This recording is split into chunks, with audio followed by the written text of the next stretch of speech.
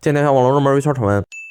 2024年12月14日，虚拟主播年度大奖 VTA 进行了直播颁奖典礼。B 站虽然转播了，但没有引发热议，原因也不难理解。网络上一直有这个大奖是欧美管人圈子的自嗨奖项，对于整个虚拟主播行业没有什么代表性的论调。我个人对这个说法不予置评，但有一点是显而易见的，不管它是欧美自嗨还是 T 台油管共识，它都无法代表中国大陆的管人圈子。许多获奖者在 B 站都没有账号，或者有账号但影响力不大，所以奖项在 B 站讨论度不高是比较正常的，但它仍然是虚拟主播行业里比较重要的一个奖项。那么我们先介绍一下这个奖是怎么来的，它是一个很新的奖，23年才开始颁第一届，由一家名叫 Mythic Talent 的经纪公司主办。也许你没听说过这家公司，不要紧，它旗下有很多主播，大伙应该见过，比如颁奖中担任主持人的飞脸、晒丽丽，还有其他让人耳熟能详的虚拟主播，比如 Nanners、魏杯，靠表情包大火的 Superway， 创造了 Nero Sama 的 Vedo 也是他们旗下的，他的联动常客 Annie 和卡米拉也是公司旗下的成员。可以看出啊，他们现在的影响力并不小，而且还在逐渐扩张。这家公司的创始人呢，也是两个主播，只不过都是真人主播，他们来自同一家叫 OTK 的主播组织。这个长着长头发的哥们儿，前一阵子因为黑神话呢，这哥们儿在 B 站挺火的，被人称为挑眉哥。他在外网拥有好几百万粉丝，公司旗下呢也有很多和创始人一样的真人主播，比如这位叫 KissOdd， 在今年刚刚拿下了 TGA 的最佳创作者奖。去年这个奖项颁给了一个叫铁鼠的虚拟主播，我曾经做视频聊过，感兴趣的朋友可以移步这期视频看一看。总结下来就是这个主办方确实有可能有偏向英语市场的嫌疑，因为他们公司本身运营的就主要是英语管人，但其影响力和专业度也确实不能被称为野鸡奖或自嗨奖项。主要是虚拟主播这一行啊，到目前为止呢，也没有几个比这更靠谱的专业奖项。接下来我们介绍一下今年颁奖的大体情况。首先是 HoloLive 独占鳌头，在22个奖项中夺得9项，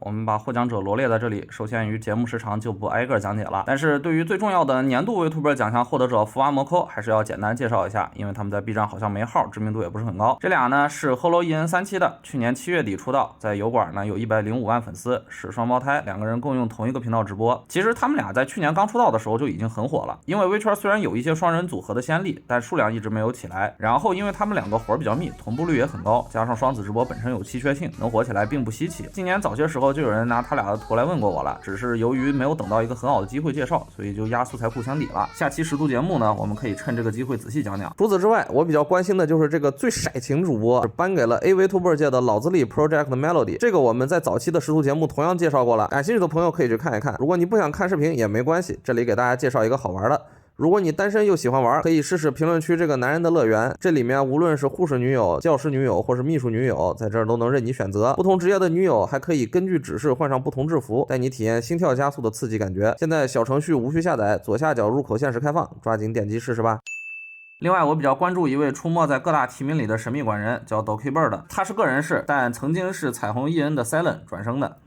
其实也不叫转生，他20年呢就已经顶着这个 Dokibird 的名字 VTuber 出道了。21年毕业之后呢，加入了彩虹EN，成为了月亮龙 Silent。之后经历年初和彩虹EN的纠纷导致毕业。这里多提一嘴，这个事件在外网的影响呢是比较大的，而且也比较恶劣。当时我的账号没在活动，所以没有报道留档，之后有机会可以补档一下。今年的 VTuber 先生我也比较眼熟，大伙应该还有人记得他。这个 V 在21、22年呢有一段和 B 站的甜蜜期，我们一般称他为人偶妹。当时我还给大伙推荐过他，但是在22年他入驻 B 站之后啊，好像是因为卖玩偶，然后产生了很大的纠纷，之后就在 B 站停止活动。从去年开始呢，我老是能刷到一些辟谣，说当年的事情好像又反转了，其实字幕组才是罪魁祸首，说字幕组删减聊天记录、诽谤和带节奏往主播身上泼脏水。我发现还在关注这个事情的舆论呢，也大体认同这种声音，因为提出这个反转的一方证据还是比较丰富严谨的。我只能说还好当年没有站队，这里也是恭喜人偶妹获得 VTuber 先生。另一个我关注的奖项呢是 Vedo 再次拿到了最佳科技 VTuber 奖。为什么是再次呢？因为去年第一届就是他们啊，这个倒是没啥可说的，因为现在 AI 正是科技风口，而 Nero Sama 又是全世界最知名的 AI 虚拟主播，这个技术水平短期之内看起来是很难被同行超越了，除非有什么专门做 AI 的厂商看得上虚拟主播这仨瓜俩枣，不然肉眼可见的未来呢 Vedo 都会是这个奖项的有力竞争者。其他的奖项受限于视频时长，我们就不一一介绍了，大伙儿可以在 B 站找到颁奖的录播视频，因为 B 站同步直播了颁奖典礼。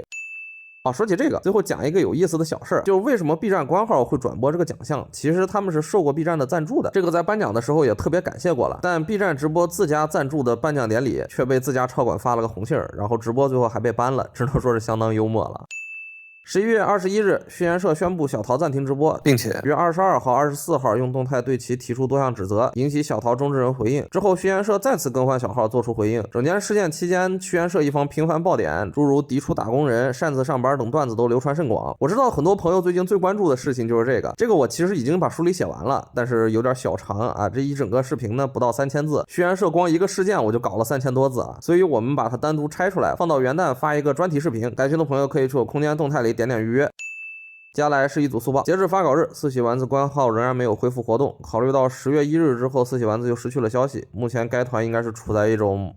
不是很乐观的状态。12月11日，善宝恢复了直播活动，他曾在10月10日被开盒，被爆出曾涉及发布男女对立言论，并且因当天的回应直播非常不利而导致事件失控，最终停播。12月，光年重工和雷尔纳相继通过动态发布一些有关7、8月份路西维德离职时的信息披露，并且由于前路西维德中之人的最新动向是转生去了妖精管理局，所以雷尔纳披露信息的动态里还涉及到了妖精管理局的鼠标 Office。 按照目前公布的信息来看呢，事件已经进入法律程序，预计庭审会在明年结束。12月22日，卡提亚宣布由于要进行3次元的工作，在2周年纪念会结束后宣布毕业。11月30日，ban爱官号发布了新视频 Can you wake up， 在视频最后还有倒计时。考虑到我们前几个月才看到春日望当中之人的新虚拟主播，评论区普遍认为这倒计时的镜头可能是用 AI 声库制作的真 AI 主播，而不太可能是ban爱复生。不过如果是 AI 主播的话，那还挺让人期待的。12月17日，彩虹社公布了和绝区零的联动信息，16名管人套上狐狸耳朵展开联动直播。我们彩虹社也有自己的湖人队了。我看到这个弹幕里面有人问这张图里面的蓝头发 VTuber 是谁啊？那我就勉为其难的告诉你，他就是彩虹社的西园千草，特点是蓝头发大嘴巴，非常的可爱。最近他经历了大升级，还时装了新衣，可爱程度更是暴增、狂增、劲增。这个 V 在 B 站没有官号，推荐感兴趣的朋友去油管支持一下。那么我是电脑豆，下次攒够一期素材，我们再接着吹牛逼。